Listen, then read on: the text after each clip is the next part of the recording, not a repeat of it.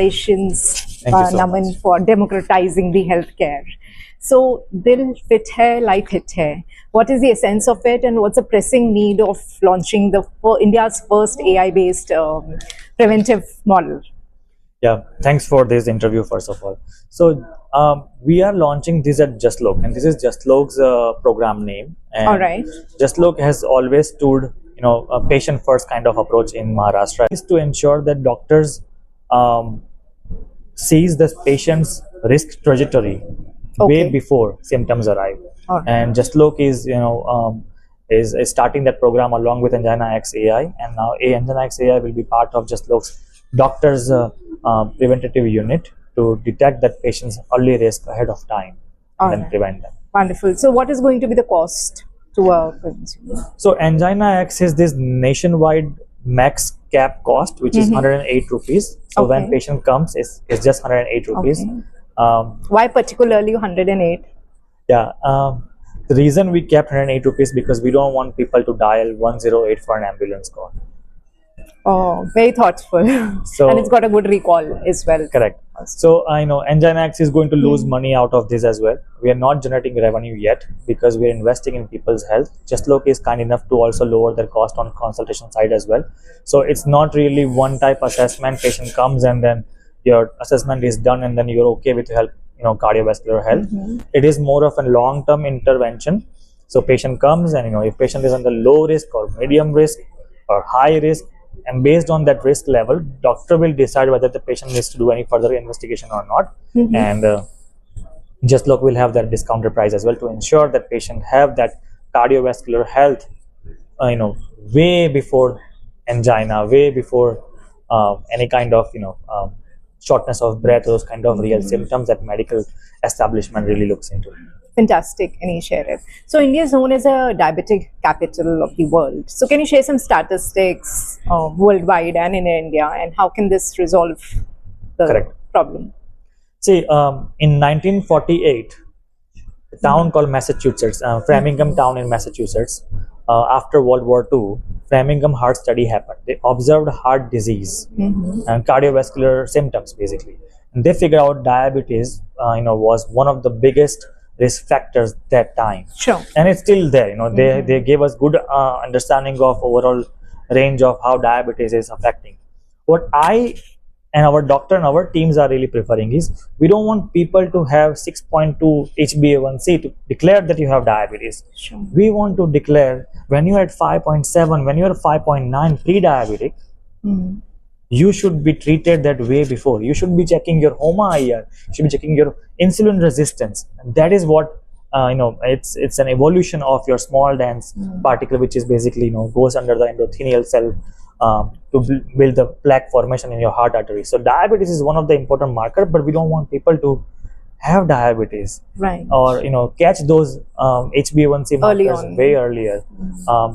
But to answer your questions, diabetes is just one of the risk profile. We are not focusing on only on those traditional markers. We're focusing on metabolic health. We're focusing on genetic predispositions, lifestyle patterns, family history, epigenetic markers as well, including some inflammatory markers. You might have totally normal lipid profiles, but you might have inflammation. Sure. So there are many combination of different markers that work in a pattern for that individual patient's profile, and that's how is going to provide the insights of that patient's cardiovascular risk assessment to doctor, who can better assess and get a better judgment call for the patient. Okay. Can you debunk some myths around cholesterol? Cholesterol is, everyone thinks, a bad guy. Right. Okay? Cholesterol is not bad guy. Sure. In fact, your body needs cholesterol for membranes, for steroid hormones. Why it is bad? Because cholesterol, there's one cholesterol called LDL, low density lipoprotein, and that's what the bad guy is.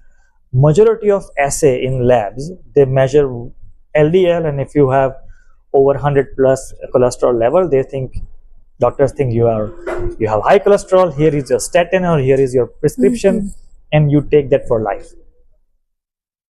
First of all, there are two types of cholesterol within the LDL. There's one called large buoyant, other is called small dense. Sure. Large buoyant cholesterol, large buoyant LDL is cardiovascularly neutral, which is the dietary fat. It's not really cardiovascular risk.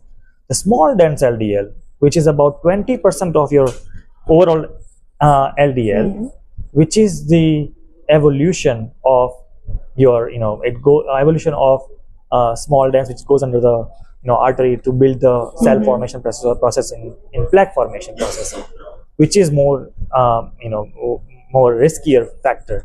Now, to assess that, there are a number of different markers, but cholesterol, and then the other thing is triglyceride, which is not really cholesterol, but it goes along with that.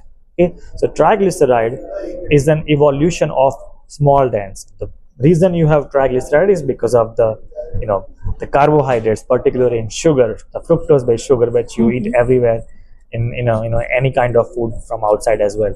So there are a lot of different kind of cholesterol levels, and what really matters is the pattern of and the combination of those three different type of protein, cholesterol protein, that actually goes from your from your liver to your heart arteries for the plaque formation. And there are other kind of lipid profile as well, like ApoB, ApoA, lipoprotein A, which is very much cardiovascularly, it's a risk for cardiovascular. 1 in 4 Indians have LPA as well.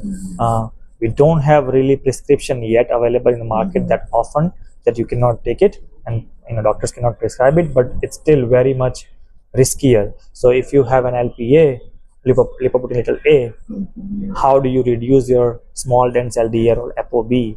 And doctors can provide that more information, but this is what we want to provide, this kind of scientific information that we want to provide doctors, where doctor can also upgrade. And 90% of the clinics in India as well, they do not have latest research incorporated in the clinics, and that is not reaching to patients. So this will help doctors to make better call for the patient's health as well. So empowering the doctors and ultimately, yeah, our goal is to empower doctors with incorporating scientific research that includes many different markers, not just the cardiovascular, but metabolic, diabetic markers, also endocrinology side as well. So all those markers working together for only for cardiovascular health is what our aim is, to empower doctors by more incorporating those scientific research, as well as providing AI technology. And it's an advanced AI technology. It's not just general AI generative model. It's more of a specific cardiovascular AI that we have built. It's called rule based, and it's a RAG in a technical term. And then we have incorporated that model, build that robot that can work along with these markers and help doctors, and why not healthcare. Okay, and what are your plans to take it nationwide? We are